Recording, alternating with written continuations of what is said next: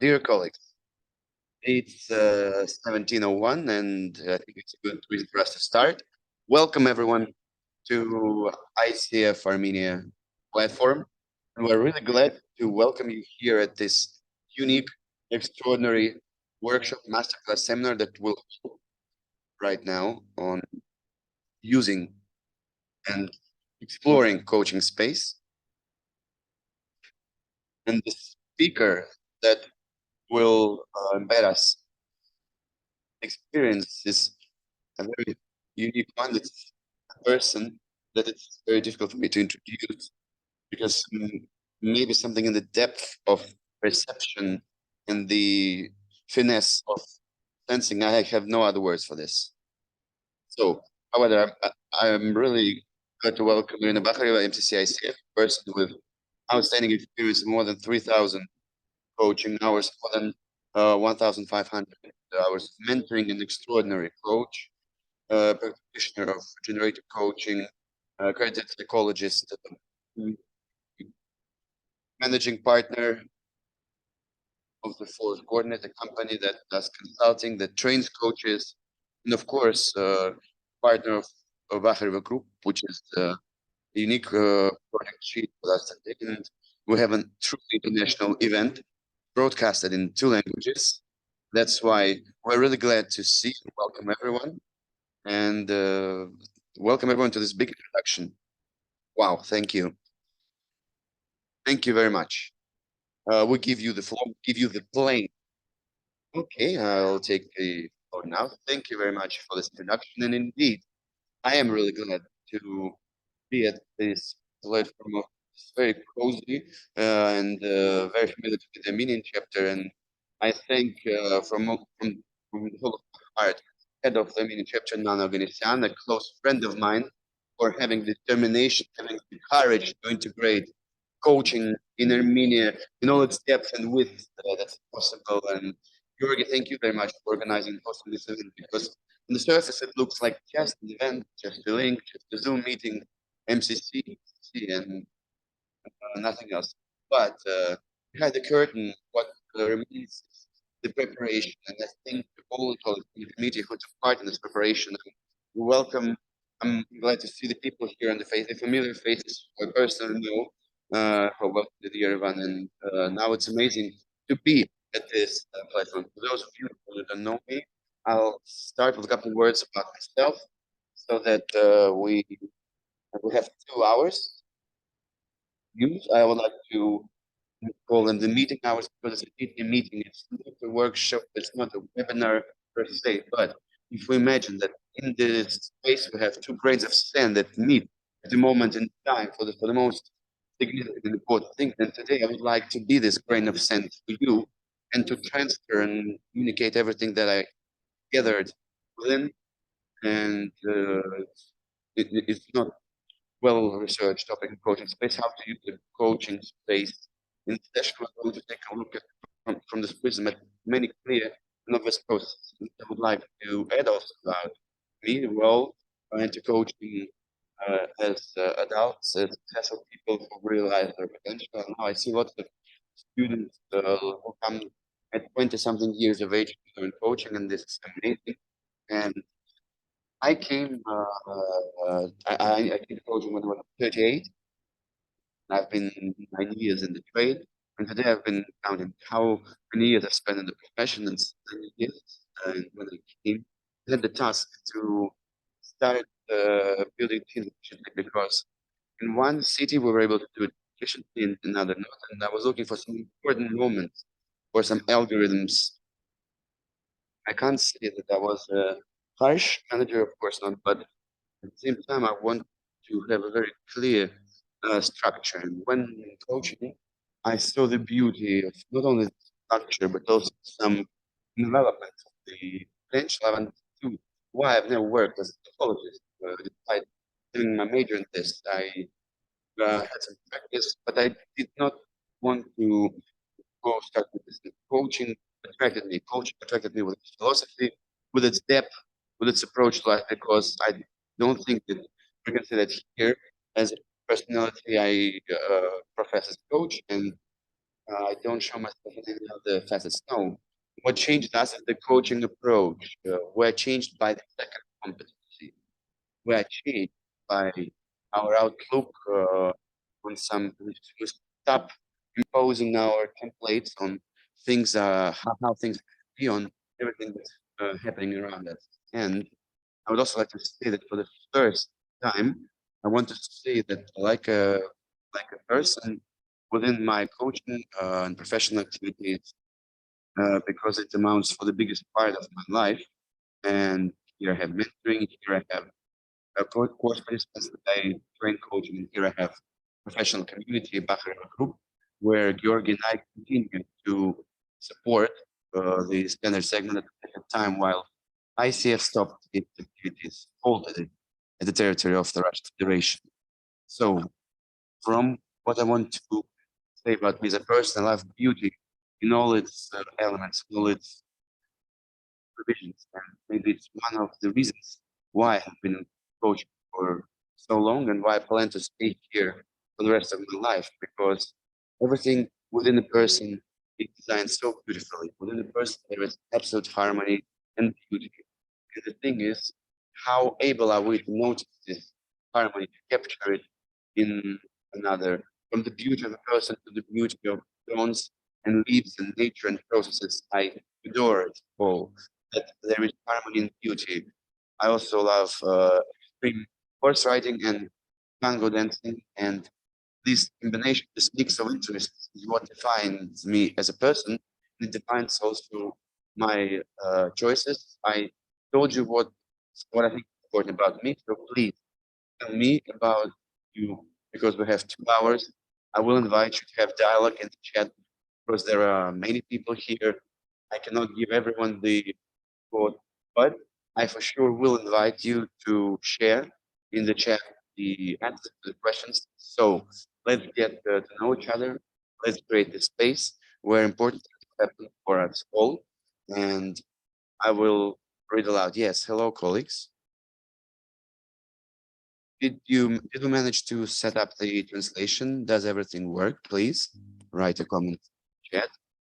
Russia, St. Petersburg. Please tell us not only where you're from, but also your ICF level that you have now, or the one that you would like to have, the one that you have your goal, the one that you are moving to. Yes, I see that we have ACC, we have people from Athens, ACC St. Petersburg. Thank you very much. Diana from Armenia, Spain. Wow, that's amazing. Dear colleagues, we have so many people here with so many levels from so many places. Paris, France, Lisboa, Yerevan. I have goosebumps. Wow, Kenya, Kazakhstan. Hello, Kazakhstan. We love our colleagues and coaches from Kazakhstan so much. Wow, New York, Alicante, PCC, Moscow, striving for PCC, Italy. Really, wow. It's interesting how different we write about ourselves. How do we introduce ourselves? Someone writes country, someone writes the city. We define our home territory differently. And Crimea, hello Crimea, dear friends. Poznan, Poland, starting my PCC. Glad to see you. Familiar faces. Georgia, MCC. Rosa Titova, so glad to see you here. Moscow, PCC, dreaming about MCC. Amazing. You will do big steps towards this goal, and we will also define what's important for you. And before we will define what's really important, I would like to state the topic for today's meeting. We will talk about using space in coaching sessions. And this is quite a broad topic because God is present in physical body, we're in a physical space, and we interact with the coach in space. Sometimes the space is virtual. Okay, yes, I will speak a bit slower. Thank you very much. Okay, please calm me down, friends. Georgi, I will be thankful to you if you will if you remind me about this. yes, I am speaking a bit faster than I usually do because I love speed and I love racing. That's why let's slow down a little bit. Now we're going to explore using the space in the coaching section.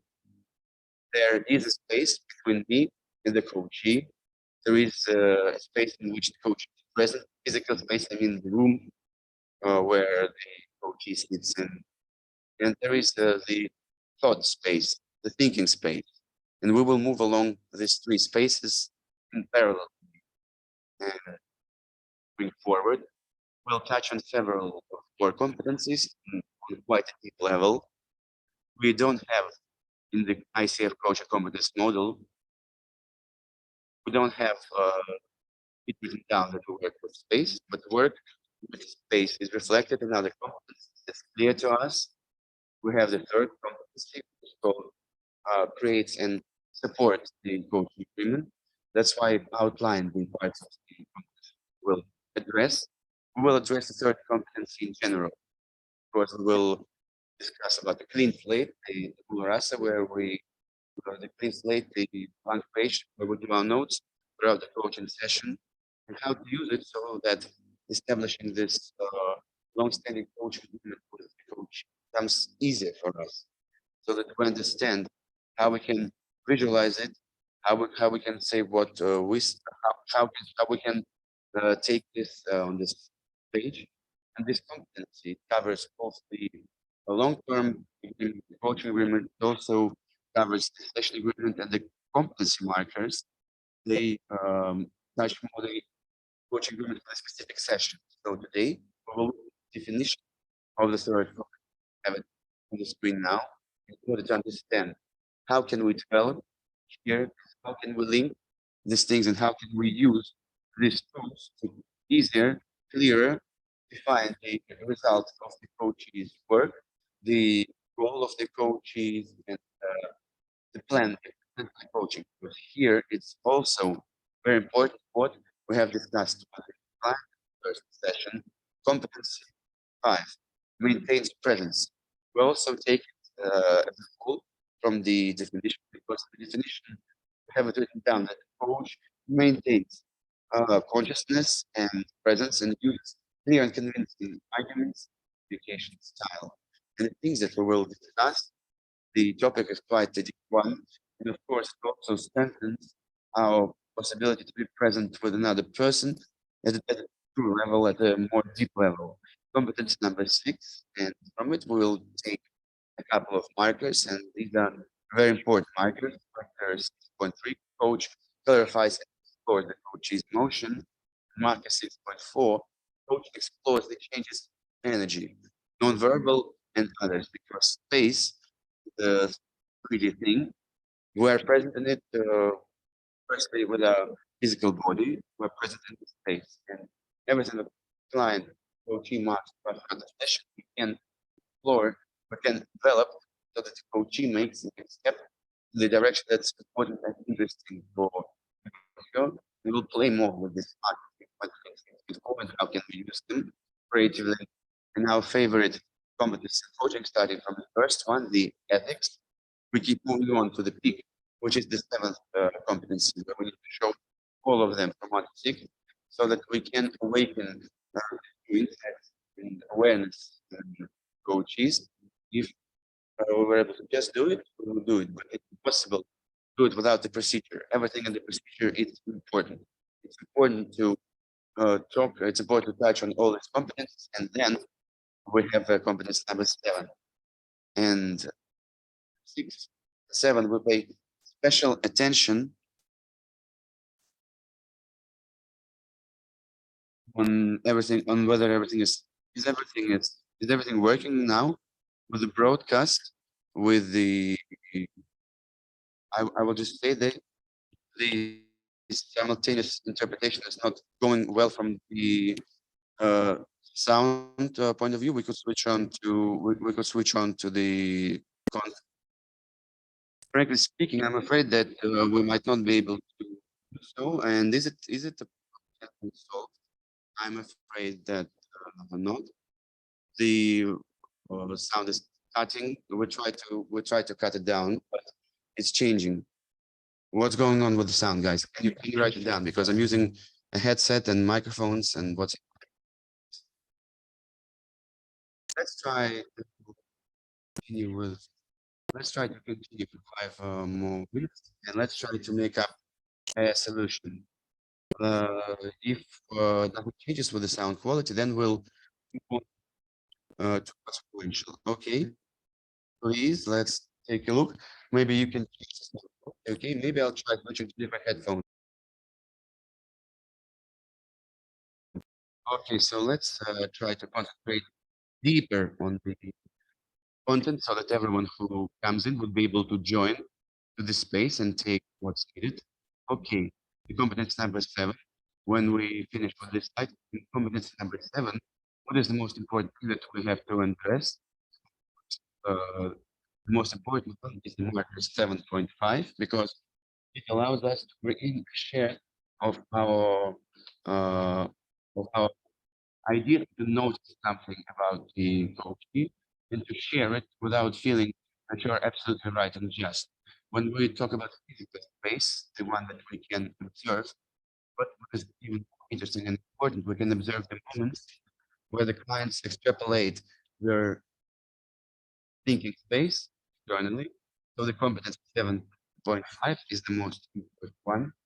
And from my huge mental experience, because I think I have more than 1,500 hours, I've noticed that its presence or its lacking the coaching session tell us that the coach found what they can share with their customers. And if they can share, then session get additional layer of depth because then coaches have something that in their internal system recalls, responds to the session. And the session becomes deeper, it becomes richer. We do it not directly, we do it in a very correct and ethical way. We share it very environmentally friendly. At the same time, we bring in a piece of ourselves, and then we're able to support the client at a deeper level with better results. Okay, today we'll discuss about 3 thinking spaces in first of all, the space of brain slate and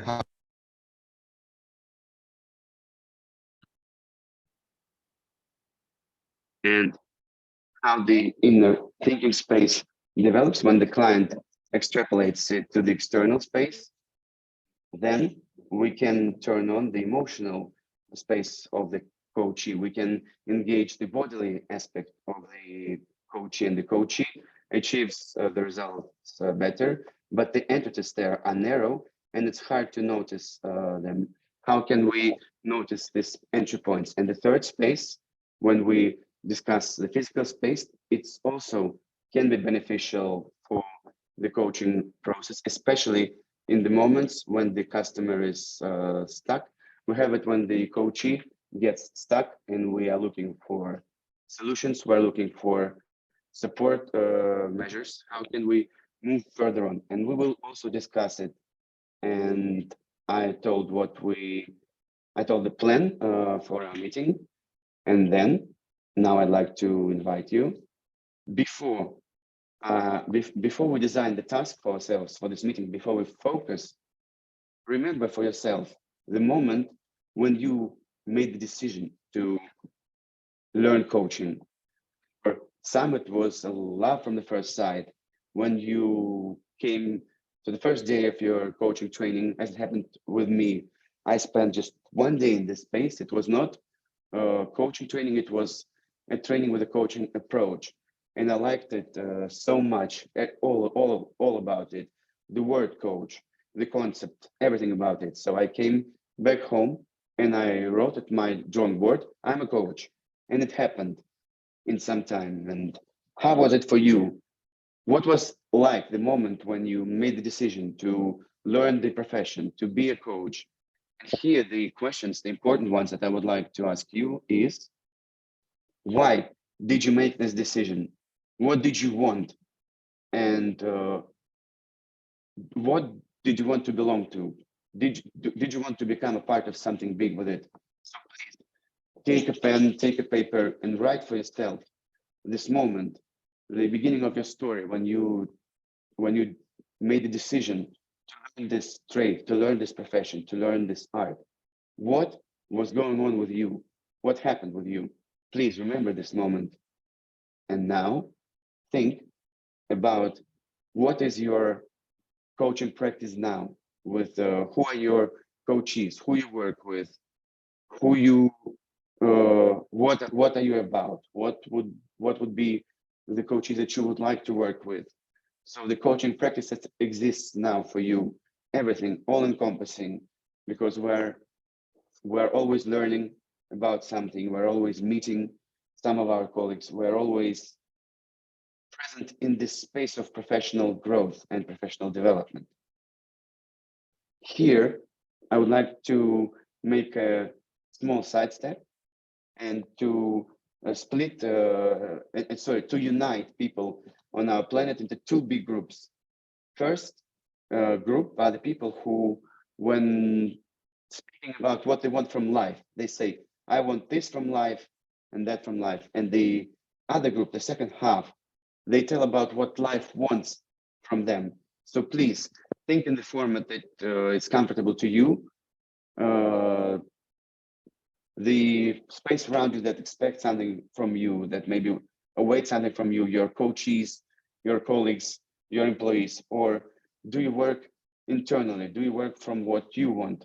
And this is what defines you. Both ways are perfect. Both ways are beautiful. But getting back from the sidestep and looking at what's next for you, what do you want to implement in your profession, in your work as a coach, in 5 years, in 10 years, what kind of a professional you would like to be? What kind of tasks would you like to solve? Do you notice we kind of starting to have a trajectory of what we had when we made the decision to go into coaching and to learn it professionally here and now? What is expected, what is demanded from you, and what do you want?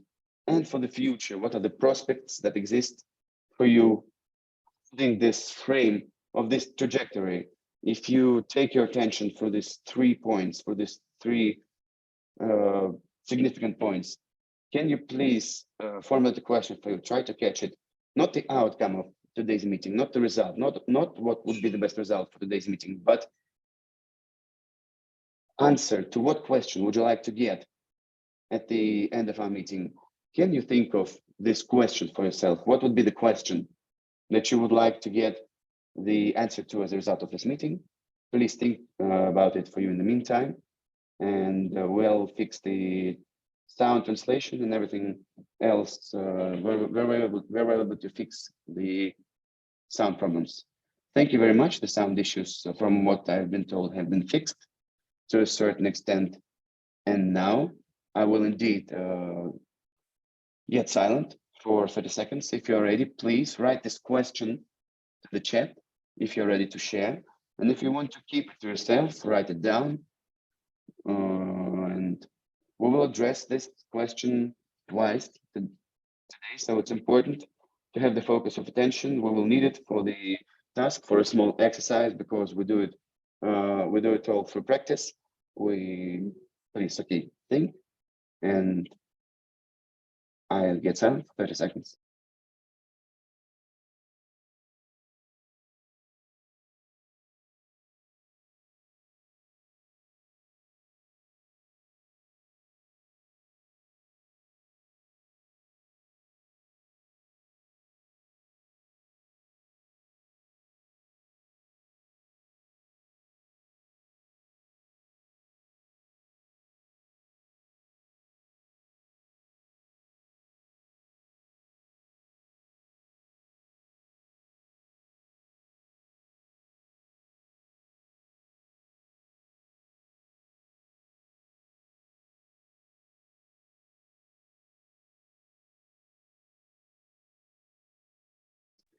Yes, thank you very much, dear, for sharing the questions in the chat. Wow, I see very deep questions.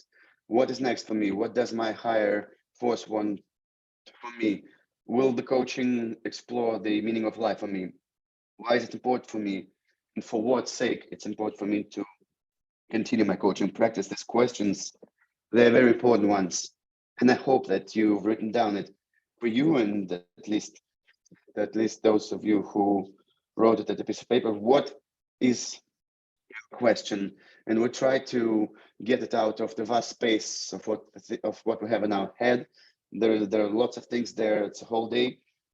It's Tuesday, and we have an extensive volume of our experience and tasks. This opportunity to focus on something is infinitely important. It's important as an agreement in the coaching session. It's important for your own inner focus.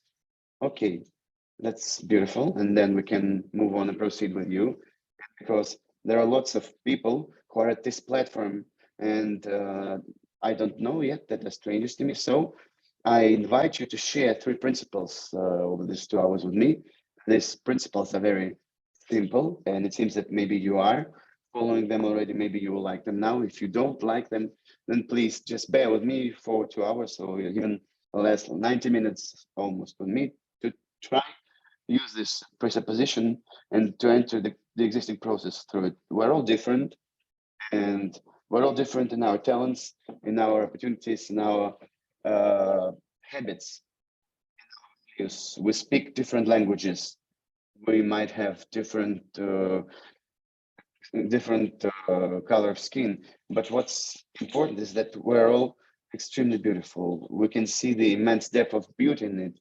We can enrich ourselves with this diversity, and in this multitude, lots of happiness. The second principle is that at the same time we're all equal at the principle of our birth on this planet. We are born, we are people, and that's why we're important.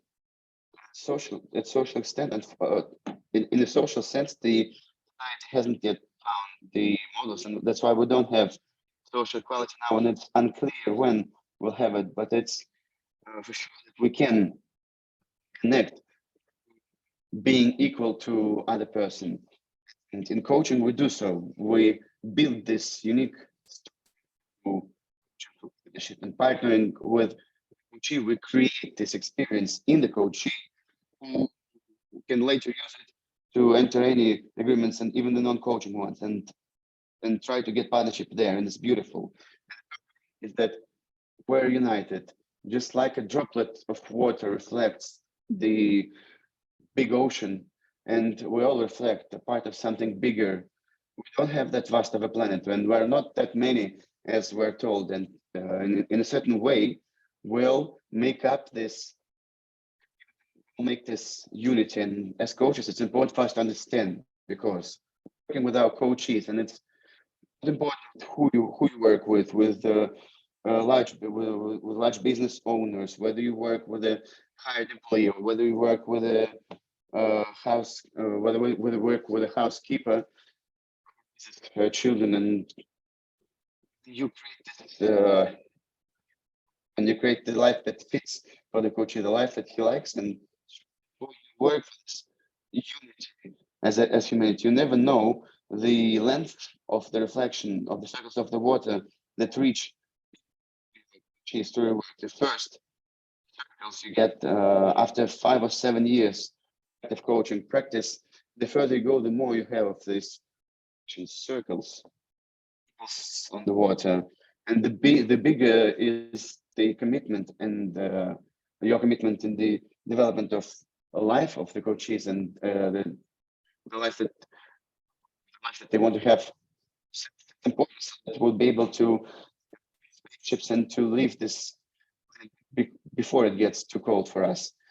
I invite you to keep these 3 principles in mind, to expand the space you have, and to be today, to enjoy the diversity, to find pleasure in the differences between us. And maybe some things will be easier for us that we'll recall through a coaching practice, and some you might be able to start doubting and maybe later revisit.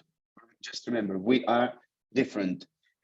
Is a field in which many different approaches work, and they can all be by ICF competencies and the principles of ICF coaching. And in order to really dive in the process, I would like to share with you the concept that I use in my courses. This concept to navigate and to think on where we are, who we are, where we are moving, and where we are from. These are the questions that have always been important and relevant for humanity for centuries. And we start learning coaching, they tell us that there is some timeline. A timeline is a duration of time. And in time, why do we start from timeline now? Because space and time make up the conditions for the existence of life, in essence. This is the time-space continuum that the physicists tell us about.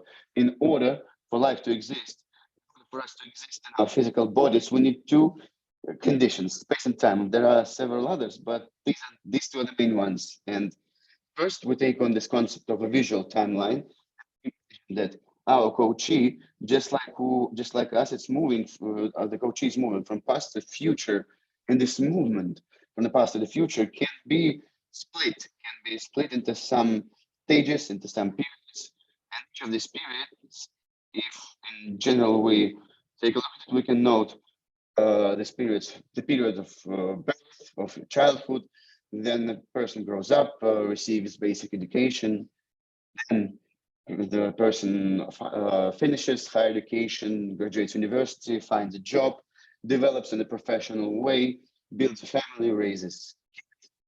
And then at a certain moment in time, we have these words, we get this moment. In Russia, we call it the survival age. I don't know, it's very hard to name it in other countries. The person retires and is old. There might be some other different stages, some other time periods. We might switch, might finish one and then enter one. And coaches, they don't go to us when everything is fine for them. When the water is still, the coaches come to us when they're unhappy with something, when there are external changes. The coachee has not yet figured out internally what would be the new identity, or where move now. And then the coachees come to a coach. Or if internally there has been some changes, the coachee has something changed, has understood something about him or herself, values have been assigned, and nothing in life has changed. And then the coachee comes to us, comes to coach. So transitional moments. There is a plateau in which everything is still, everything is calm. There are no ripples on the water. It's a beautiful mirror. We don't work here. We work at the moment of transition, work at the moment of change. And at this moment, we create the possibility in our client to understand, to be aware of who he is, and then to build the vision from that point and how the coachee moves.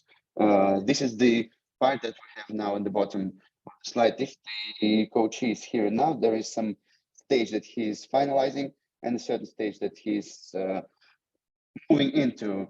We might call on this during a coaching session, try to define these moments, try to get deeper on what you're going through. It's very important to finalize periods, stages in life, being aware and conscious and respect, acknowledging the people who are with you in this process at this stage of life, opening doors to something new in your life. And you might catch on elements of competence number 8 in this. When we finalize coaching relationships, we acknowledge the valuable moments that we had in our relationships. And I also invite you to do so, to finalize these moments when you have this, so that the coachee is able to assess the value of your coaching, of the time you spent together, and you are also able to assess the value of the result, the outcome that the coachee gets out of your coaching. And then the second part that we have to the slide, we can take a look at the completeness, at the wholesomeness person. We might state 4 basic elements in this. This first is the body. the body that is host for our consciousness, often gives us amazing pleasure in life. We have the emotional part. We live, we feel, sense, we love, we worry, we have the emotional background we in life that we in our life create, and that strongly impacts the expectancies and your satisfaction from life in general. If emotional now it's interesting for us, it's pleasurable, it's appealing, there are new projects, there is new work that we like, then our emotional background will be higher, and these experiences will record, and then we'll remember them with bright emotions. And if something in life goes not the way we like it, goes hard, goes difficult for us, and we will get these emotions. It's not that they are positive or negative, but these emotions in general, they make up our satisfaction or dissatisfaction from the things that we have, from the processes, because we have the next third element, the mind, conscious part, the cognitive part, that allows us to think in coaching, to process the volumes of information that we're now overloaded with, to process these volumes, and everything that can be processed automatically is processed by our mind on autopilot. And in coaching, very often we work with of the coachee with his or her mind, but now we expand this so that we can encompass here. And the fourth element is the soul, spirit. We have two main readings here about soul or spirit. There's a psychological and philosophical. What's perceived in philosophy and psychology of the soul, there is something material, there is something immaterial in the person, and it's the soul. And if we take a different look from more religious part of view, that tells us that soul is what's happening inside the frames. In all of the religions, soul is a substance that reflects the divine, that has part of the divine in it. You can station you would like to, and whatever reflects your values on religion, on faith, on psychology, but still this element, this component is present. And moving on from stage to stage, every person uses a core resource to move on. Imagine a story that you might have heard, athlete wrapping up or finalizing a large big career, sports career for 30, when he's 30, 35, the body leading resource, the leading component that he was paying attention to, training regimen, diet, everything, nutrition, everything else, a lot of care about it. But now, professional career is over. He didn't become a coach. He didn't go into training. It's not his calling. And then a person chooses something else, chooses to expand his or her resource, this component. Maybe they go in and they expand cognitive function, they get a different education, they go into business. Yes, Georgi? Please, we have some sound problems. It's cutting down, so please let's make these problems go away.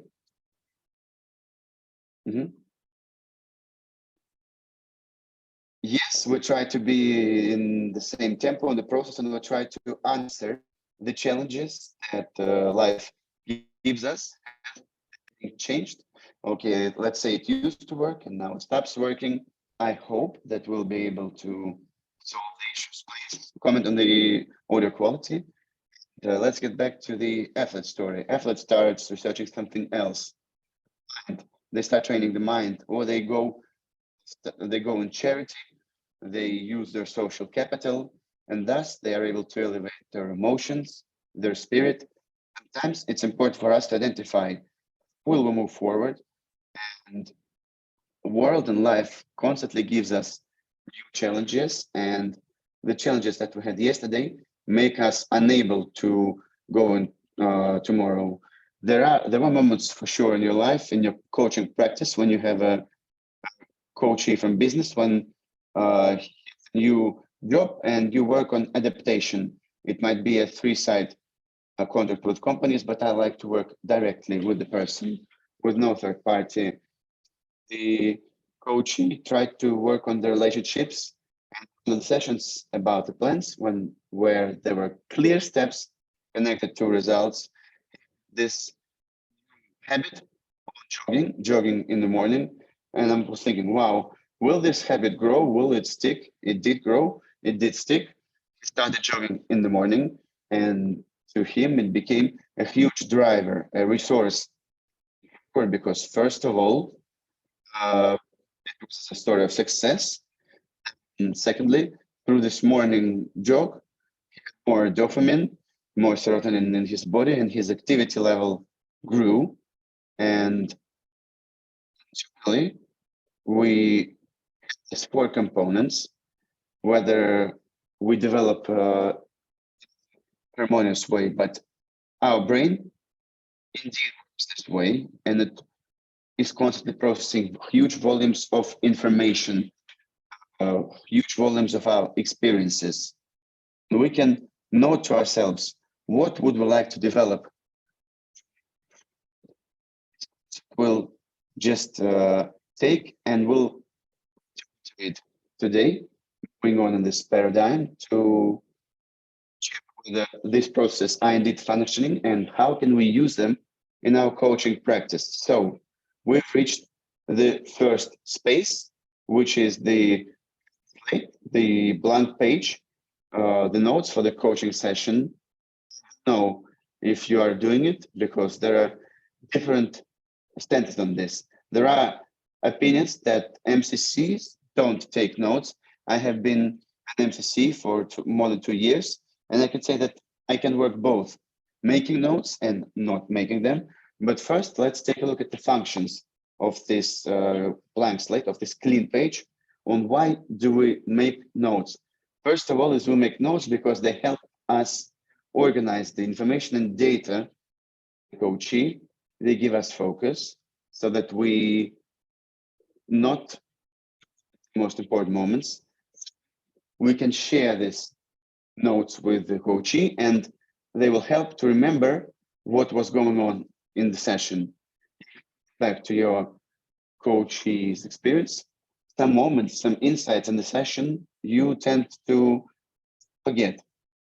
Some outcome, there is some result, steps, but the insights, because this neuron impulse has lit for just one time and you forgot about it. But the insight, the revelation might be a very important one that keeps moving you forward in life. And the third most thing, I will outline in this color the most important things that I would like to underline. These notes, coaching session, they create a single visualization of the coaching process within the session. There is a big difference writing something, making some notes, and then sending it to the coach later. And when you create a single common united space between you and your coachee during the session, I'll stop the presentation now for a moment. If you work with an offline customer, you have this luxury. If you live in the same city, it's beautiful, it's amazing. You can each other and you are sitting in front of you or sitting close so that you don't have a face-to-face. You write something and coaches see that you do it, and have this multicolored pilot pen that can be erased. If you something, or if a coachee corrected you, you can erase something. If you work together with the coachee, then this page has to be available visually for the coachee. Especially, it's important the first entry session describe the long-term coaching, because very often coaches come to us and they don't have this vision they would like to work with. Don't have a problem. They come to you and say, okay, a friend referred me to you, and they come and they don't even know how amazing can it be, and they don't understand what to start with, but they know that life can be amazing. So you start together this amazing story when you write down things that coachee tells you. How can we visually set up this information, this data. I think that the majority of you work online. This is an amazing opportunity. So I'd like to show you how can we do it online, even if you have no tablets, you don't need to make a beautiful drawing. You need to and clear and understanding scheme so that the coach sees what you are drawing, what you are writing, correct you, and add something. There you go and draw the timeline. Big thanks to the people who designed Zoom and developed all these amazing apps. You can see that we can make a perfect line here without any ruler, like we had to do at school. This is what we need to do. It looks beautiful. It looks amazing.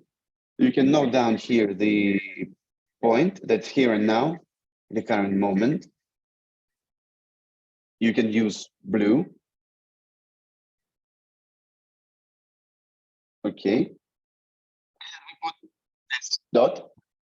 So this dot, this point is here and now. It's the current moment.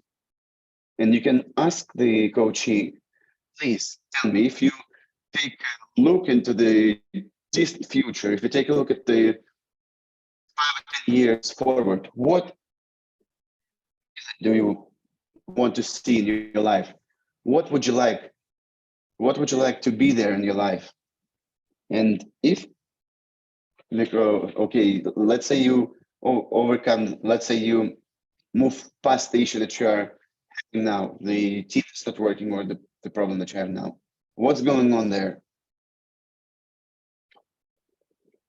Imagine you can write down something like efficient work, productive work.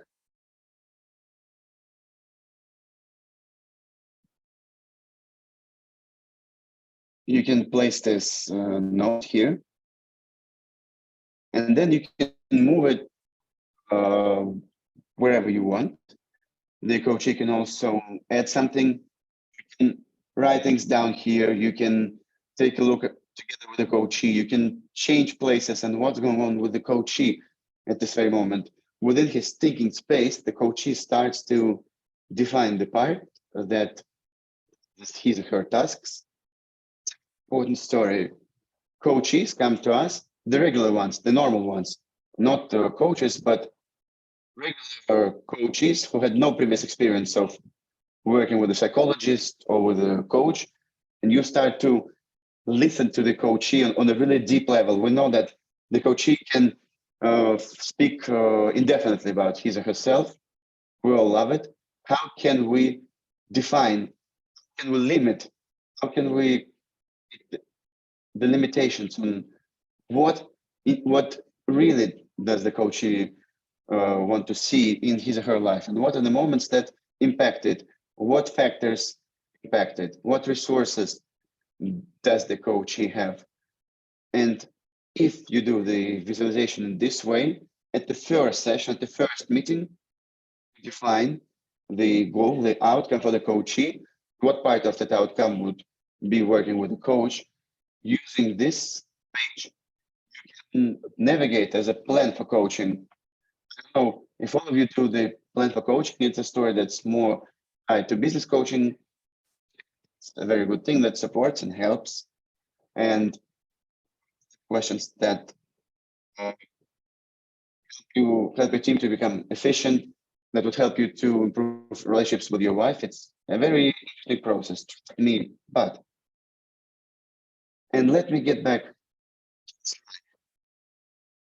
out of this functions and benefits notes, how they help us to strengthen the third competency, single and common space of the page, of the slate, helps the coachee.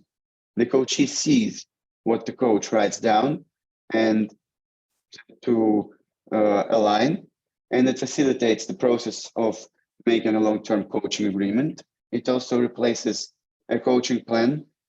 When you can get back to it later on, you can save it and you can get back.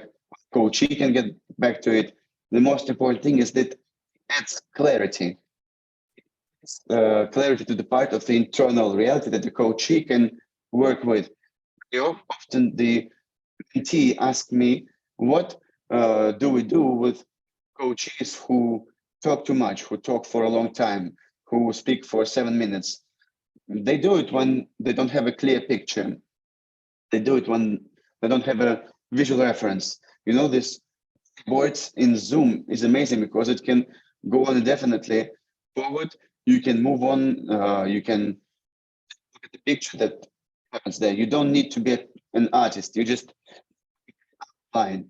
You can write text there and then replace things. You can outline some moments with the schematic approach of this process is good. From my coaches, I noticed that they like it, that we have a tool that we write something down, we co-create, they see more of a ritual coaching, of course, in a good sense, that helps them to understand just the norms, the standards of what's going on between the coach and the coachee, and that this process also integrates modern technology and becomes a clear and understandable process, not only for us coaches, but also for the coachee. Moving on, the second space where I invite you to is when we are talking about drawing the limits, defining the part of the reality that the coachee will work with. It's the internal space. It's the internal space, which is indeed limitless. It's infinite, like the universe, vast, because it holds all our experiences, all our tasks, our goals. We can bring on any in front of us, out of this microcosm, out of this inner universe. This memory will come, we'll see it. We can remember something. We don't remember every minute of our lives, but if we desire to do so, we can take out of these chambers of mind. Remember Sherlock by Cumberbatch, this mind chamber you have where you can sit down and think and recollect on what's going on. Out of it all, it's important for us, together with a coachee, to outline some part. We cannot go directly into the coachee's head and touch on this process, but we can invite them to connect with us. How do we do it? How do we notice these narrow spaces? How do we notice the entry points, the entrances, the window? You can look in and invite the coachee, take a look in. I invite you to do a simple exercise. I'll be thankful if you turn on the cameras. I'll be really thankful to you. We will be with you in this space together. And if we throw all of our thoughts and emotions that are not related away, if we find ourselves at this very moment, in the here and now, it's almost like a meditation. Push it through our body. It's very easy and simple to do. We restore the consciousness and awareness back to our body. We can feel what our back feels, what our core feels. We can start noticing and being aware of our respiration, of our breath. Do you have shallow breaths or deep breaths? Do you breathe with your chest or your stomach? To be aware of your presence in the moment. And if we close down our eyes for a little bit and imagine ourselves within this thinking space, within this our internal verse. Imagine January 1st, 2022, or the Christmas day, the smells, the people around you. And then after the New Year's Eve, January 1st, we can revel in this moment. We can enjoy this moment. How beautiful and pleasant was it for us? And now we can imagine how 2023 will end. Some it might be the New Year's Eve, some it might be Christmas. You know, this holiday that awaits us.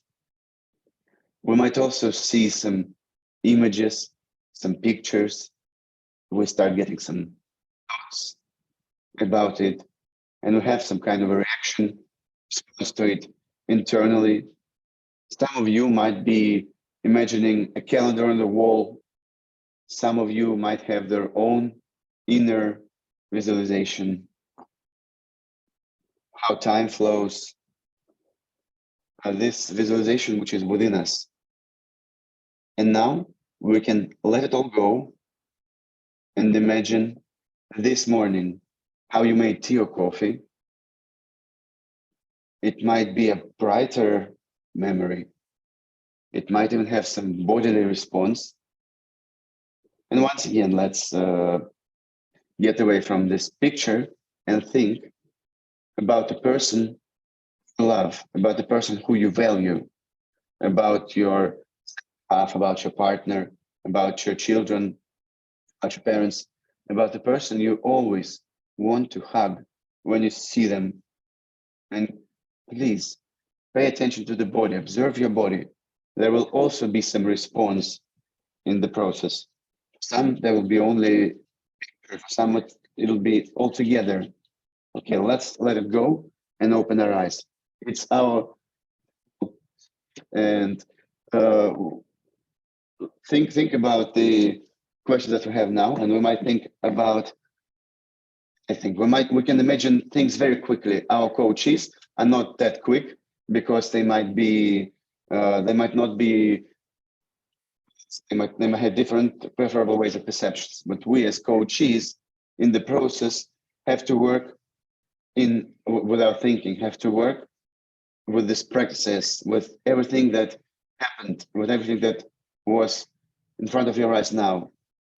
We would like to work with it, with this story, because sometimes have the bodily response. And if we in coaching only focus on the thinking process, then the coachee also does not recognize this bodily response. But we have this function in coaching to observe the coachee, to observe extensively what he says, what does his body show.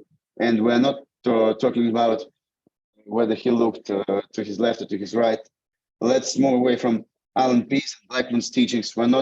It's not that important for us. We don't need to have an interpretation, gestures, coachee. We need to be able to catch the moment, can invite the coachee to further extrapolate their inner thinking processes on the external physical space. And bear with me, I'm sorry for this difficult definitions, difficult phrasing. How does this moment happen? How can we allow ourselves to notice it? I have kind of a cinematic mood today, so let's take this shots from movies.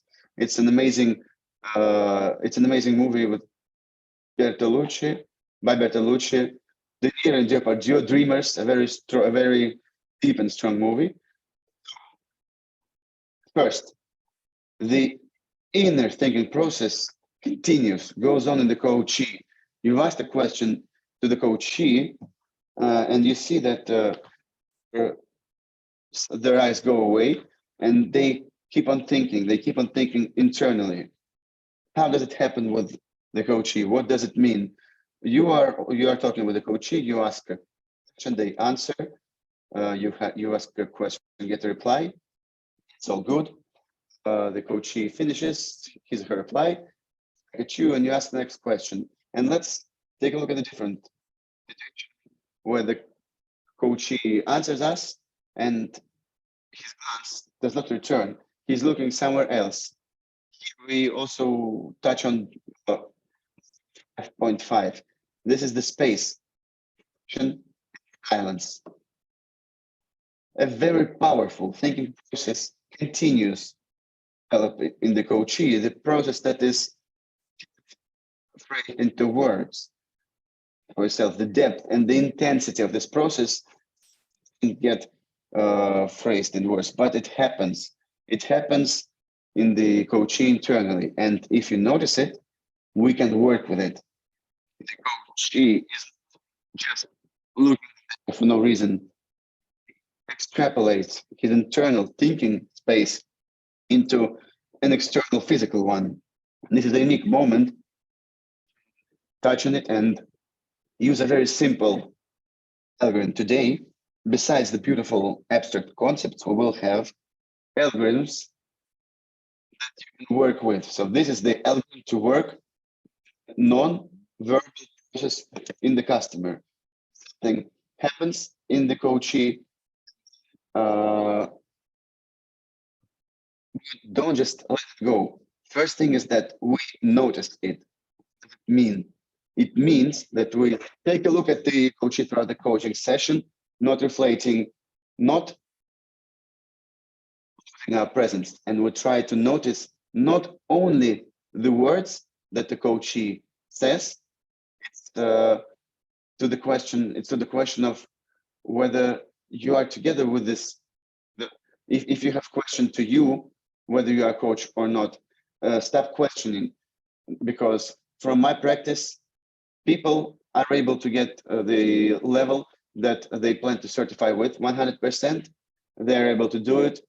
They are able to work at this level. Everyone is able to do it. The path might be a difficult one, but that's it. So notice, attention, when the coaches does not return on us, we just some time to finalize for the coachee to get back to visual contact with us and then continue with exploration. We need curiosity because it's very interesting on what's happening.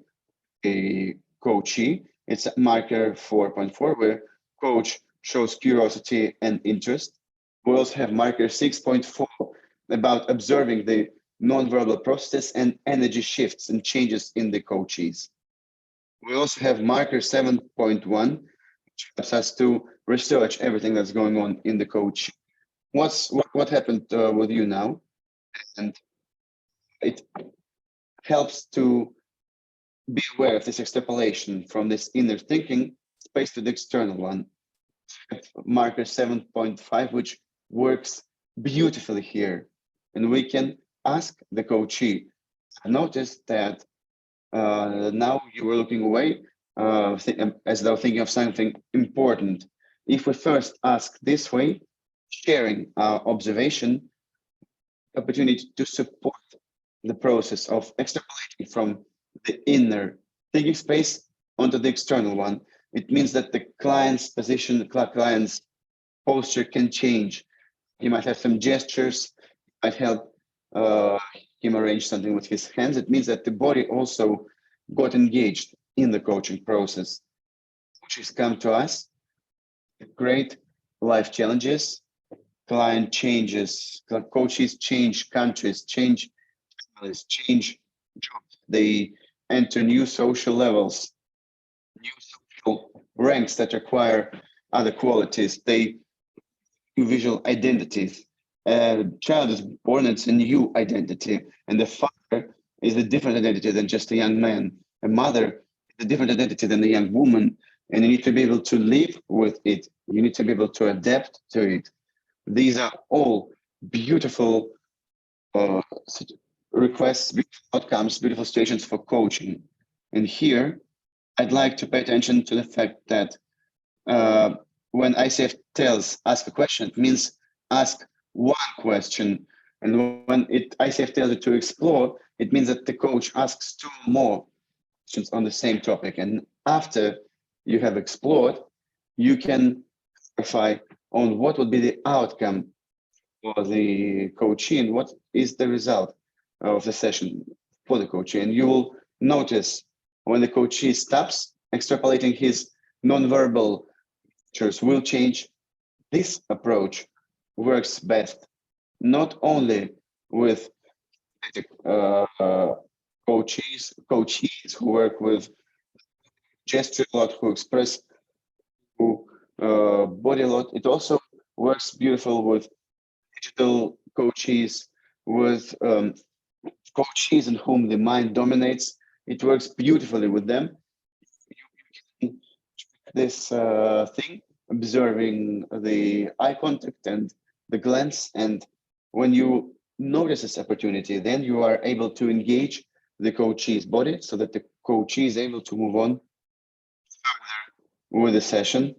Next, nota bene, is that explore means ask more than one question, and in this context, support the process of extrapolating of the coachee's inner thinking space into an external one by paying attention on his glance. And if we also pay attention to gestures emotionally, just imagine the kind of 3D picture that you're able to get to the coachee.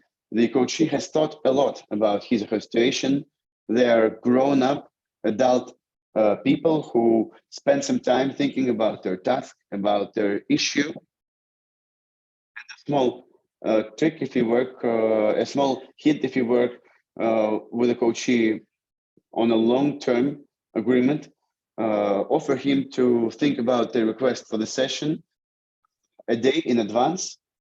So the coachee will think for the session about his situation, what he would like to work with, and they would be more prepared, more ready for the session with a clearly defined request.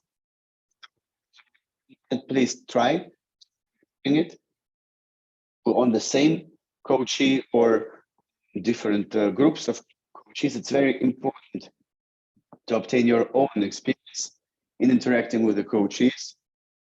There isn't one correct approach in coaching. There is a multitude of these approaches, of which you choose ones that suit your craft. You rearrange this coaching mastery from many trainings and masters, and it becomes a unique one.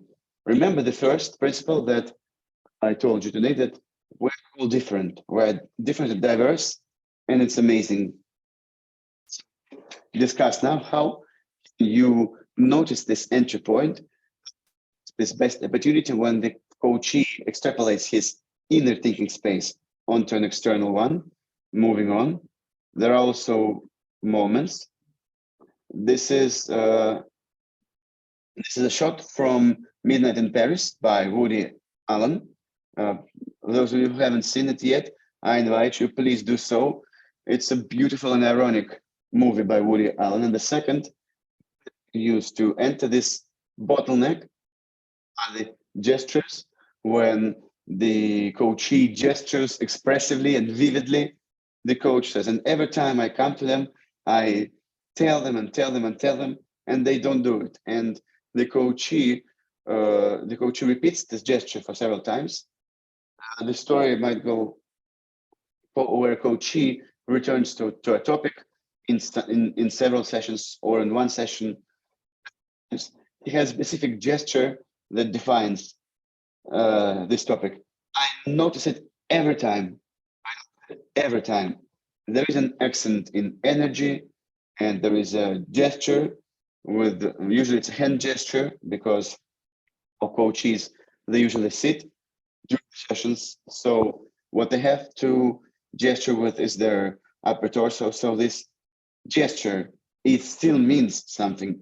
It reflects something from internal space of the coachee. And we can address this through a question. We can observe, and in the context of getting it back, repeating it to the coachee, saying, I notice that every time you're talking about it, every time you touch on this topic, you do like this with your hand. And we repeat this gesture, and it's very useful to the coachee because they don't know themselves. When they speak, they don't observe themselves from a third person perspective. For them, it's important to have a broad perception, to have a broad vision of the coachee, to take a look at what's going on with his or her body at different stages in the session.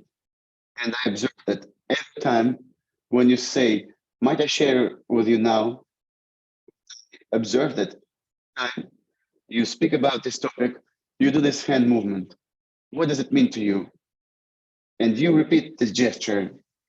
The second approach, we can work with it. We can invite with a direct question and repeating the gesture, define it.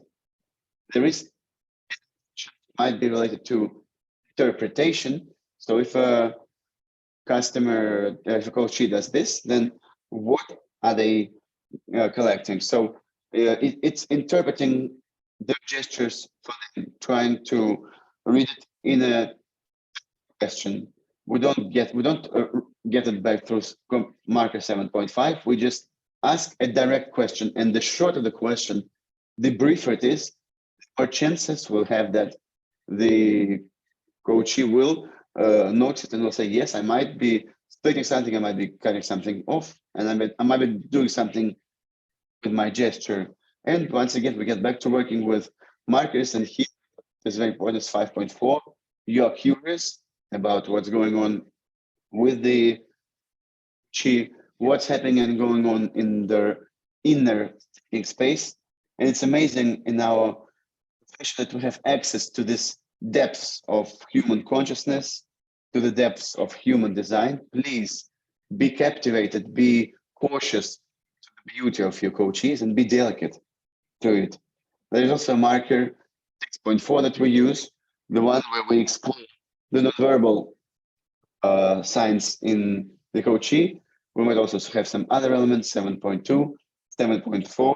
And what's very important to us, because it is a branching from the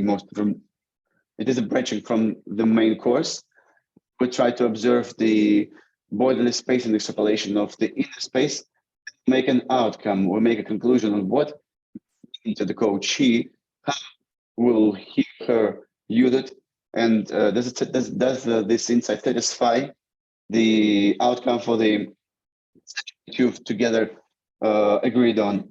This was how do we work. This was the second space. How can we work with inner thinking space? We've also taken a look at how to work with an empty slate, with a blank page.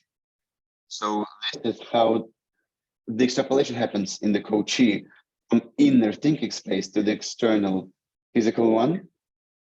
Next one. I also offer you this movie. Shot is from the Grand Budapest Hotel by Wes Anderson, and he's an amazing director. He's like an artist. Every frame is a painting, and every frame helps you. In every frame, you can enjoy the depth, the structure, the setup, the colors. They're really incredible. And through this, we are moving on to the moment when we're no longer talking about the thinking space of the coachee, but we reach the moment when we start using the physical space that exists around the coachee. When do we need it? How do we use it? And when is it important? It's important when the coachee gets stuck. It's no secret that very often coachees come to our sessions to find an answer to the question. They have a question on their minds. They're looking for solution. How do they achieve this goal, their goal, in their most efficient way? How do they get it all? How do they get it together so that they don't fall behind on schedule? And also the request on how to, in this beautiful romantic relationships, at the same time, getting at the same time getting a new job and relocating to a new region, or the coachee might be thinking and moving to their goals. They're running out of they're running out of strengths. Their hands fall down. Nothing happens for them, or especially when they start moving, they start. You go through the coaching room with the customer, and you ask something, and they say, "Okay, I don't know." And the coachee really does know. It's not because they don't want to think about it during the session. It's because the coachee does not know what to answer this question, not only to you, but to yourself. They are stuck, and there's a whole world around you and your coachee that here is the answer to these questions. And so that there is more practical grounds, more practical reasoning behind it. I would like to invite you to get back to the question that I asked you to think of in the very beginning of our meeting. The very question that you would like to find the answer to. Please read it. If you didn't phrase it, if you didn't come up with a question for yourself, maybe some colleagues join us later on about it. What would be the question you would like to have the answer to as a result of this meeting? What would be the question to you that the answer would be the outcome?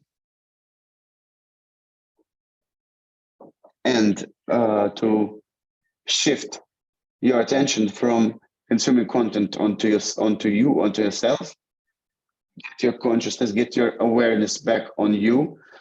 Please, once again, think about this question, reread it to you with your internal voice.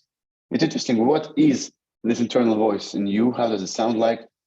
What are the intonations? Because trust me, revelations happen there, discoveries happen there. Pay attention to the intonation. You have this question.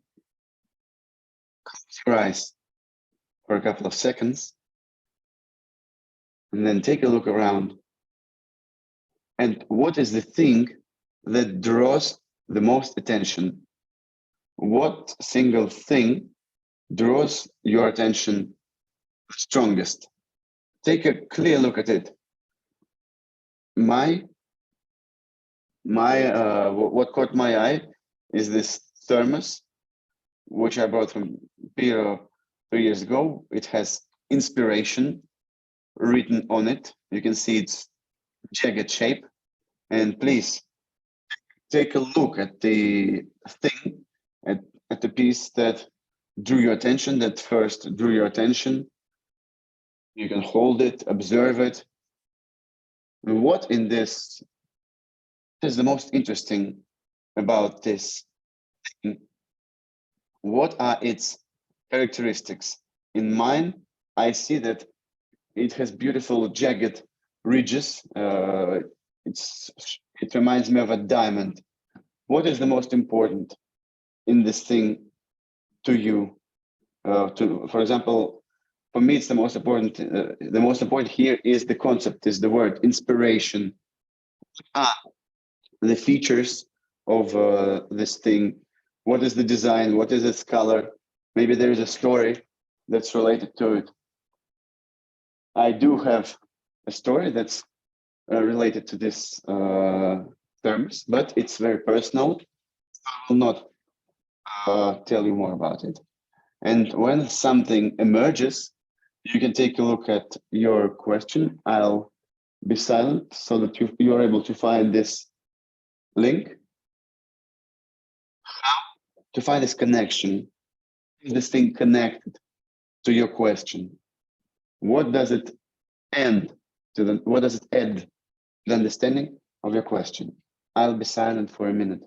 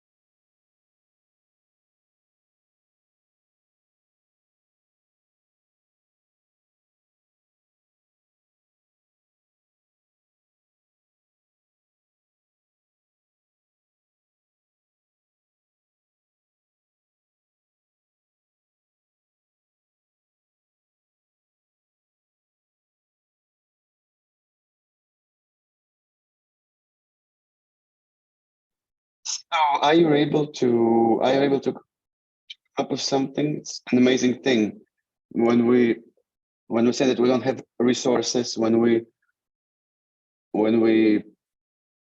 need to add something, because the world, the big world around us, with this amazing buildings, trees, nature, everything that humanity comes up with, we can communicate with it. Principles that are used in this are the same that work in metaphorical maps. So if some of you work with this, it might be familiar to you, but we can do it with space. We can do it with things that are always at your disposal, that are always near. It's a beautiful one. Coachee is stuck, and thus you're able to engage the subconsciousness. You're able to ask about the features of the thing, of the color, of, so you ask no more than 3 or 4 questions. And yes, Jan, I'm really glad that a beautiful answer came to you. I planned to happen. It's because everything is beautiful within you. That's how I have these beautiful questions. Everything in this world is interconnected, and don't use this process often. It's interesting for the coachee because it's for it to be interesting with the coachees. Relationships. Think of a husband and wife relationships of 10 years. Interesting, you need to, and we're able to put in some work for our coaches for 15, 20 and more sessions, so that it is interesting on all levels, on the level of tools, on the level of emotions, so that it would be a process of something special, something that reflects you as a personality, something that you want to share with the coaches, something that you would like to grow the coachee. If we put it all together, simple algorithm, because we're all about difficult things, but we try to put them in simple algorithms so that you can fit them in the future. 2 moments. When you work in the mode of brainstorm, when your coaches need to generate lots of ideas, it happens very often when we provide this individual brainstorm for a coachee in the coaching session, or when the coachees. First thing is that we often, if it's a new coachee for you, if it's the second or third session, and if you don't feel that you are aligned, that the coachee trusts you completely, then offer it as an experiment. Can I offer you an experiment? And I cannot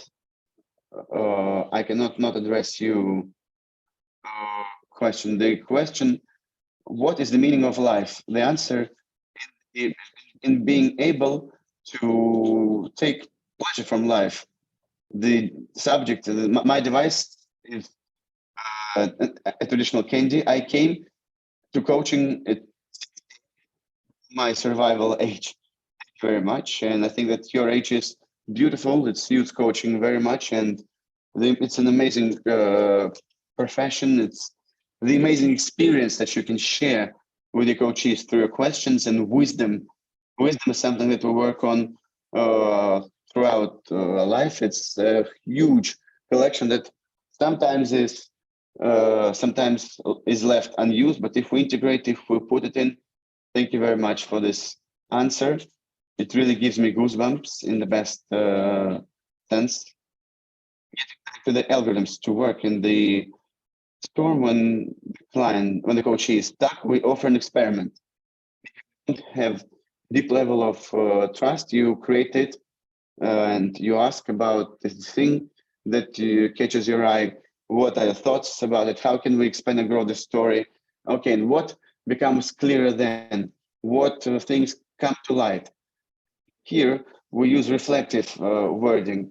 We speak in coaching with grown people, with adults. We speak about responsibility, about responsible for their lives, about them being main characters of their life, ones that define it, that life, where life doesn't happen for them, they make it happen. But we need to take a deeper look into the awareness field within the coachee that's somewhere a bit beyond the border when it reflects. I try to use this reflective vocabulary. I try to address this process. It's hard to translate. It's a linguistic moment when we ask these verbs. We ask these verbs about the self. So we try to this wording and additional expense, as goes in competency number 7, the additional benefit for the coachee. Very well. Well, you have the algorithm now. Let's move on. Now we'll get back to the concept that we had in the very beginning, when we talk about the human and about movement, the timeline of the coachee, and how does the coachee move in this timeline. We have another very important thing to accompany it. It's about we use the space on the coachee. We very often work with our coachees online, but it's no big deal for the approach that I'm telling you about now. The emotional stories that our coachees live through. Example about us. You know, we have difficulties in establishing the coaching practice. Problem. It's a situation everywhere. It's about us. About it takes time. It takes several for it to grow, and you remember these years very well. And I mean these moments when the coachee lives through some moments that create a lot of negative emotions in them. Many times your coach wanted to lose weight and she was unable to do so. Her weight got back, or the coachee opened his or her business years ago. They wanted to do it all and then to just exit it, to observe the process. And throughout all this 3 years, he's been working for 12 hours every day. His wife is not seeing him very often. The situation is control. Or she put in lots of finding and raising investment. 29 ways for investment in startups, and it consumed. It caused some emotions, and we cannot afford ourselves offer it to every coach. Let's brief a little bit before the session. You will not offer to meditate or to brief everything is boiling within this coaching. It can happen. It can also happen within the session itself when everything is boiling in the coachee, or the moment when the coachee is stuck. It's our favorite moment in our meeting today. What happens when a coachee is stuck? We can offer to use a different place, a different physical space, and offer the coachee to change it. Do not sit where he's sitting right now, but to just say, okay, please take a look around you. Where would it be comfortable to you? From where your station would be clearer to you. It's very important to have an understanding and clarity of what's going on. If we do have this understanding, whether we have this understanding of the situation that we're in, the solution happens automatically. And very often we don't know. We have an area of knowledge, associations on our topic, and we have some things we don't know, and we are unable to get the full picture. So we can offer the coachee to change this and here and right now, and changing his place, the location might give him an additional outlook, might have an additional view. And I'd like to tell you that this thing came to from NLP, which is called double dissociation. When we expand and grow the awareness and consciousness of the coachee, I do not want to introduce any other new terms and definitions. Let's outline it.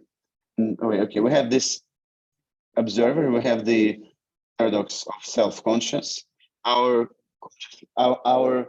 consciousness is self-aware, which is a unique story. It's a phenomenon, and it provides for the phenomenon of existence of psychology as a science. So we have this inner observer of whom you can observe it. If you would see it, if you would see it from a different point of view, what would it be like? And you ask yourself, and can you be the observer? Can you observe it a different point of view? So it's double dissociation, and out of this double dissociation, there's nothing that emotionally captivates the coachee. Emotionally, everything is very level there, but we can invite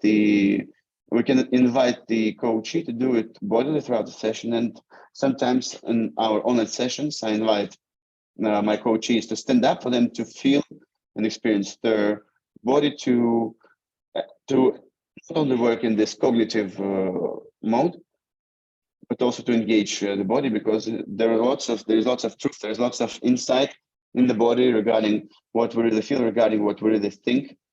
The body will never lie to us. Did you have the situation? It's an example from today.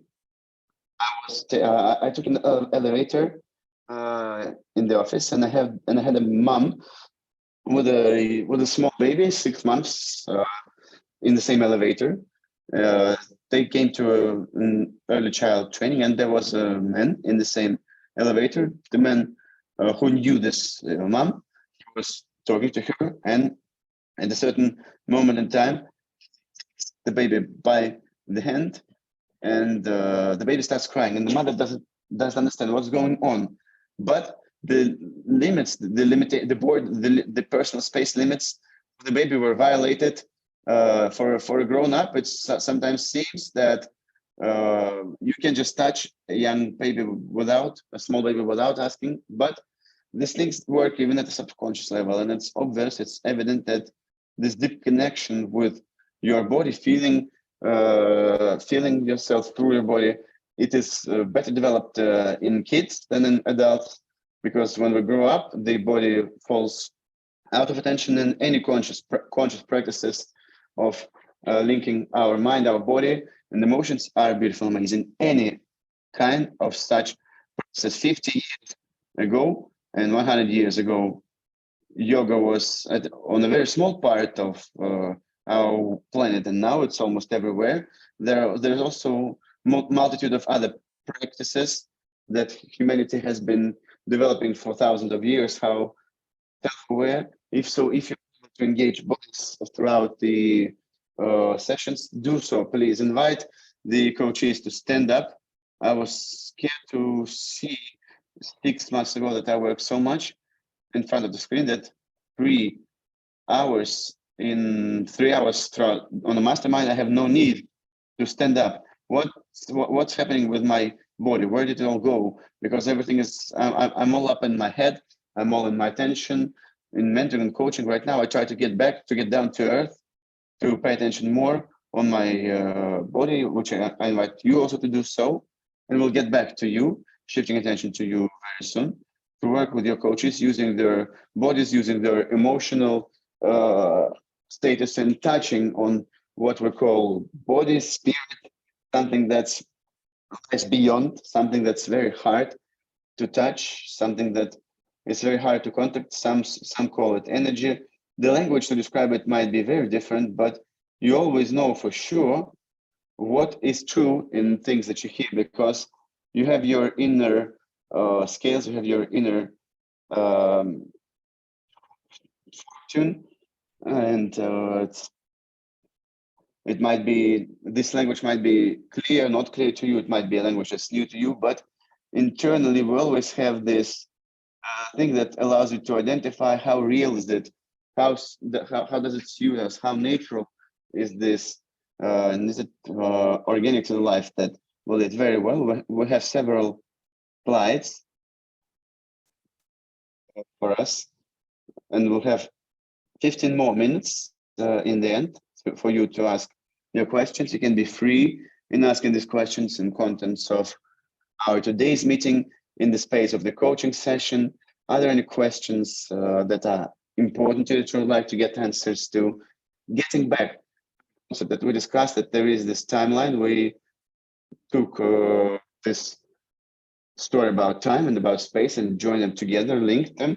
This is the way that this starts to work physically. There are also certain stages of which our customers and ourselves moving from one stage in life to another through some inner parts of uh,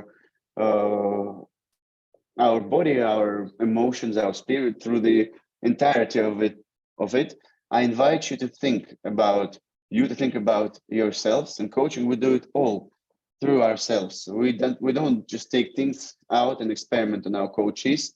First, as a rule, we try to live things through ourselves, to process them through us, and then it easily enters our coaching competencies, what we show with customers and what's going on with them and how are we with them. You can just you cannot write anything to chat. It's a story to us. If you took on this time of the, if you took on this, okay, if you are to name the spirit of life that you are finishing and the one that you are entering, what are those two stages?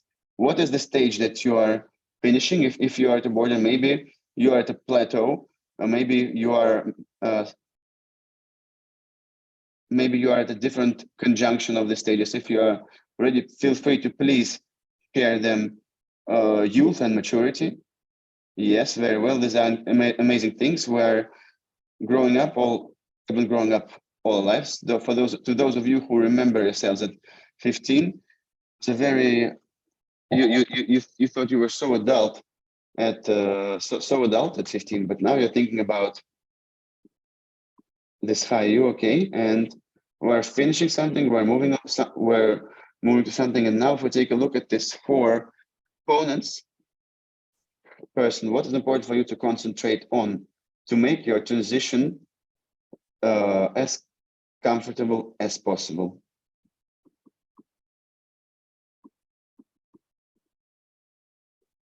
The development of what part of you, of what part of emotional and sensual plane of your soul, and what is your soul and body concentrating it? What is important to concentrate on now for you? I'm growing.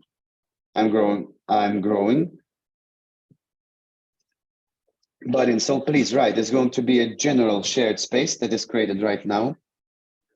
Don't be afraid of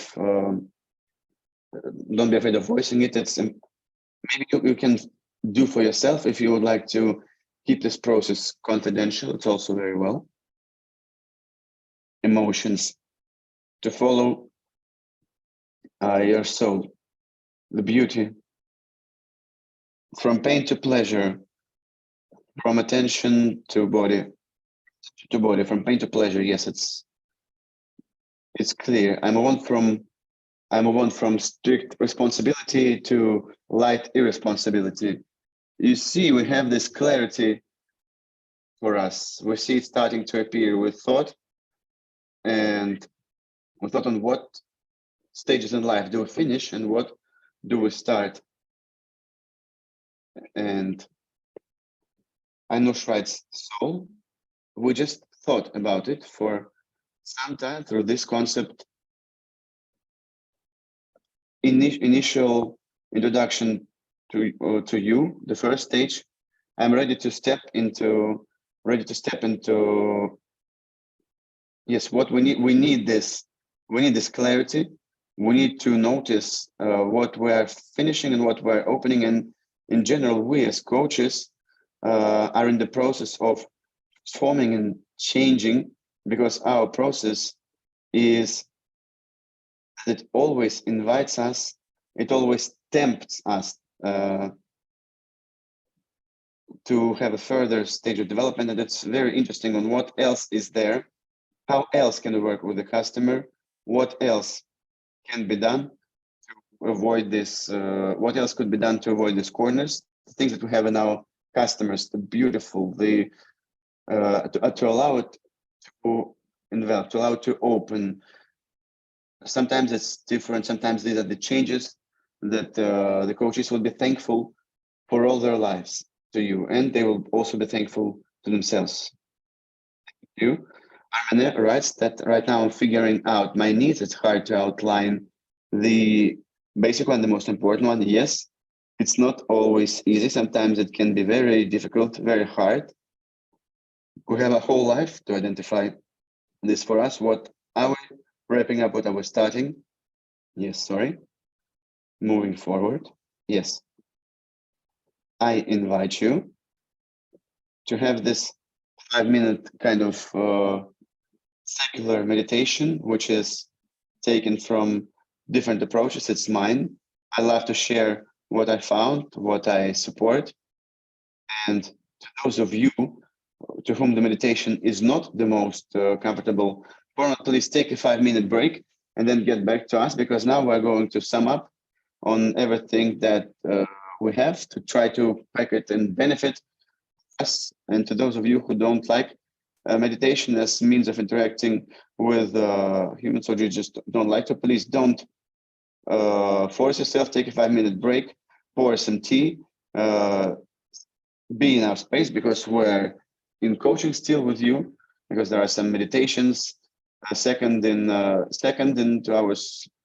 What's going on? There might be some confusion. I understand.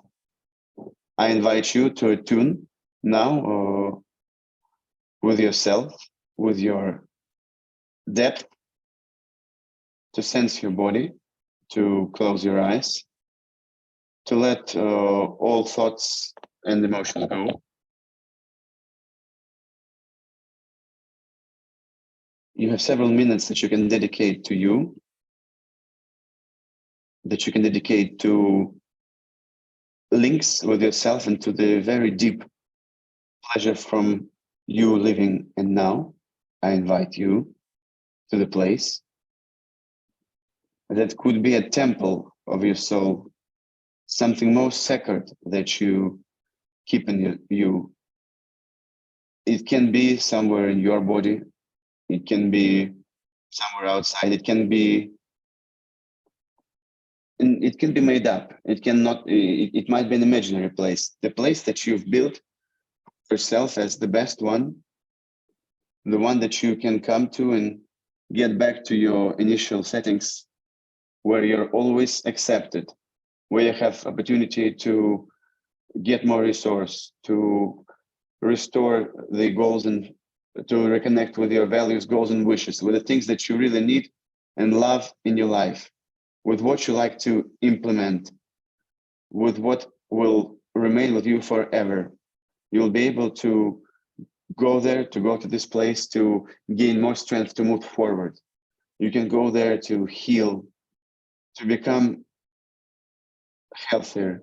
You can go to this place to meet people who have been long gone.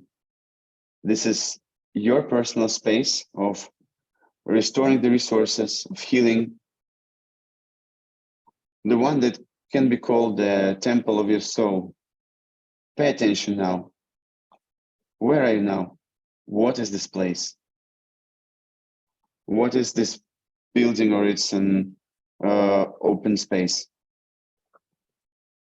What maybe it might be a lawn, it might be a green lawn, or a beach by the sea. It can be a village house, anything. And you can take it with you forever. And you can stay in this space of your temple. Think on what do you want to have now, the healing, the resource, the acceptance, the calmness, the conviction, of getting to know this place.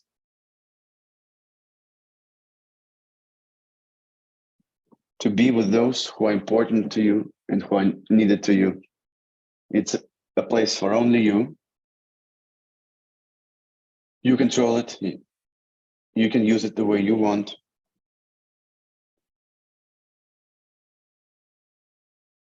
And no one is able to take it from you.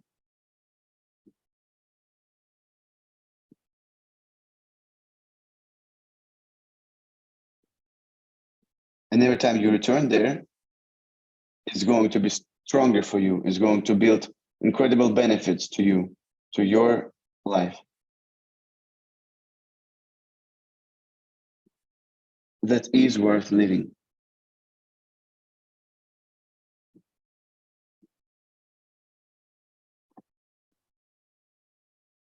I'll be silent for a moment. Get back to this space when you feel it's time.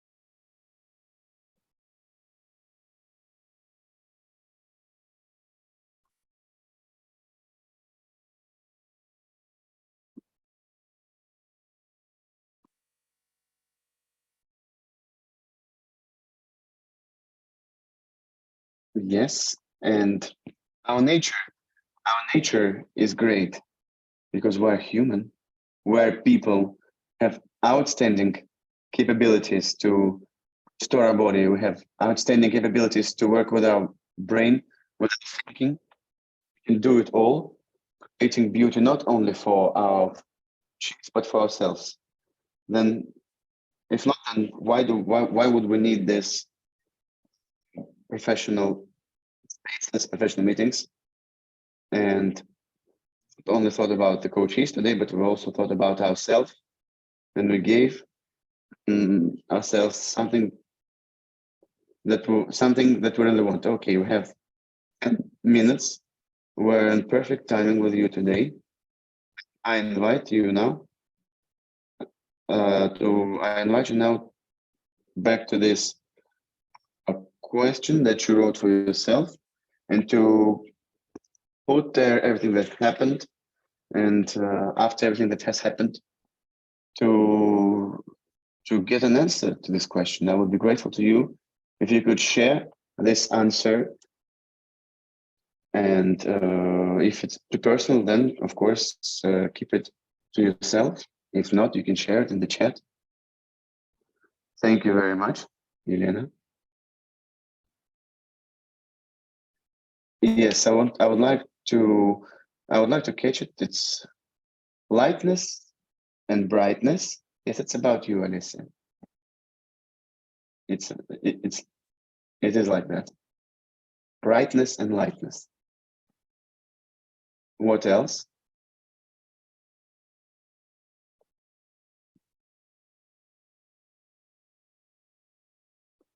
It's amazing how significant of a place it is that came to you. Thank you very much. Yes, it's all within us. So huge. We people, we humans are so huge, so grand. Brightness and depth. Thank you very much, Irina. We can do it all. We can create it in ourselves. We can support ourselves, and we can do the same for our coachees, because coach, through direct interaction with us, can use everything that is in our experience. We're so close. We open up so much to each other in coaching sessions. We bring our very best for their very best. And of course, it might be a miracle.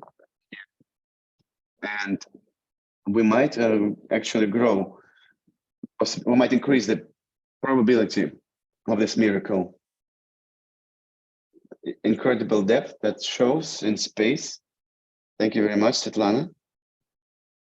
It's so interesting to look for new names and new stages after this extended meditation, and we can do it for 3 up to 5 minutes, and we can allow it. It's not like buying a Lamborghini. It's not like buying a plant. It's what always we can allow. The ocean within me. Thank you very much, Alessia. I once again saw my road as a coach. Thank you. To let old settings go that work no longer. And Svetlana, I'm so glad to see you here, Svetlana Mikhailova.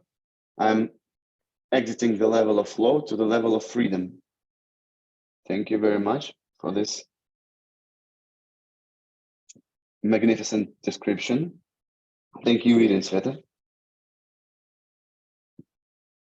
At the level of perception, the energy is flowing. It doesn't matter how it, what matters that it's there. Thank you very much, Rosa. Thank you very much, my dear. Thank you, Nara. I would like to wrap up with you in the following way. First, let's do it from the level of what, because I'll forget it later on, but then from the level of who and the level of values and importance. This is my Instagram. This is the only social network which I used to write anything, but you can also find me on Facebook.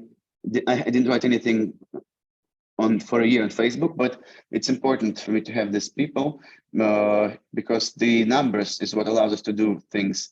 And then you can also continue with me on Instagram. I write very interesting things there. I'll be glad to have any contacts and communications with you, from you. And now, after we've finished with this presentation, I would like to say the following thing. Today with you, we are at the ICF Armenia chapter, and I would like to say I've this year been twice in Yerevan, and from every Russian, I would like to say big thanks to you for the space of warmth that you create for those who move there. It is priceless. And this is a story that it's not only people who are there, but who visit from time to time, and in general, who supports us all as Russians, as Russian people. And I also know the difficulties and complexities for those people who follow the processes in the world. Those of you who follow politics know that what's going on in Armenia now, in Karabakh and Artsakh, and this is all very it's a very difficult process. And when it all started in 2021, I was back then in Yerevan by random chance, and we had the training. We did the coaching training, and then with all the participants who came into mentoring, what was going on and how it finished. And I would like to say to everyone who is with us now, and to invite all of you to supporting the people who are in difficult times right now. I don't know how can you support with your wishes, to just wish the world and happiness and peace to be in the lives of these people. We can, or my colleagues who are in year one, you can. Coaching space is one that responds, one that answers to a request for support, and with pleasure, with help, with everything we can.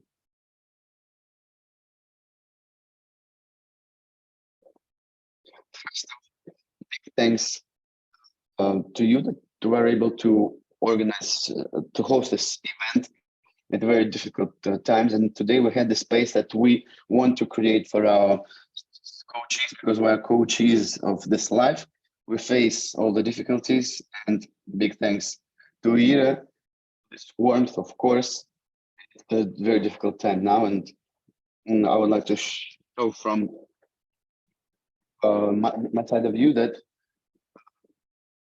to strike a knife through the heart of any Armenian, there will be no blood left because we cried it all out. I think joined us today. Thank you for this warm wish, for the support. We do feel it, and today in our space, we had a situation and something starts. What kind of resources do we need? And thank you very much for offers and invitations and the concepts. We need all these resources, and we're all different. And so thank you very much for this.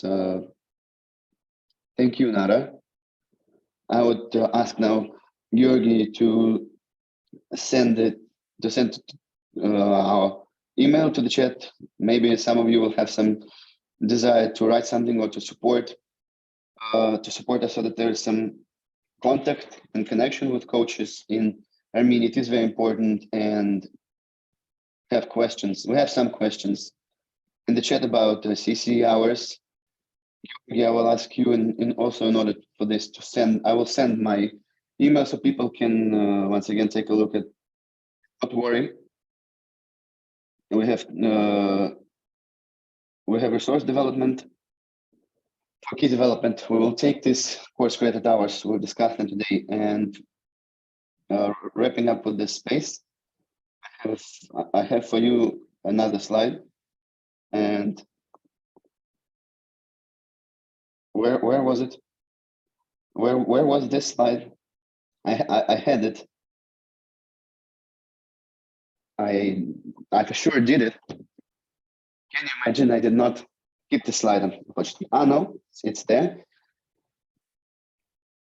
With care and tenderness to each other and to the space. This is what I wanted to tell you, because when we are tender and when we're friendly to each other and caring to each other in space, we as humanity have more chances to enter another stage of our life, because it's so strange that we're still having conflicts. Thank you very much. Georgi, would you like to wrap up here? Maybe there's something important you would like to say. I think the key things have been said already. Big thanks to all of you, to all of you. If we spoke about consciousness, we thank people who were speaking, the people who are listening, the people who were feeling that there's something that's going on as well. Thank you very much for the support. To all, from all, I might be ambiguous about it, but it's important still. Thank you very much, dear colleagues. It's a very deep session. It's hard to overestimate the depth, and I have a strong desire to once again revisit it. Dear colleagues, can you turn the cameras on, please? I would like to see the faces. Thank you very much. This is how we feel that we're all people. We're all human. Thank you very much.